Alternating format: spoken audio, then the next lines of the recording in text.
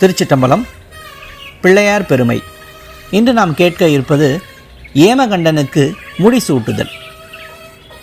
சோமகாந்த மன்னன் தன் குமாரன் ஏமகண்டனுக்கு அறநெறிகள் பலவற்றை போதித்துவிட்டு அரசவைக்கு வந்து சோதிட நிபுணர்களை வரவழைத்து குமாரனின் பட்டாபிஷேகத்திற்கு ஒரு நன்னாள் குறிக்கச் செய்து உத்தராயண புண்ணிய காலமான தை மாதத்தில் பூச நட்சத்திரத்துடன் கூடிய சுபதின சுப முகூர்த்தத்தில் குமாரன் ஏமகண்டனையும் அவன் மனையாளையும் அரியணையில் ஏற்றி வைத்து பெரும் ஆனந்தத்தோடு மகுடாபிஷேகம் செய்து முடித்தான்.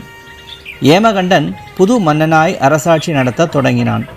சோமகாந்தன் தன் பாரம் கழிந்தது என்று மனம் பூரித்து தன் மகனை நோக்கி, ஏமகண்டா, நான் முன்பு சொல்லியது போல நீதி முறைப்படி அரசாட்சி நடத்தி வருவதுதான் இனி உன் கடமை.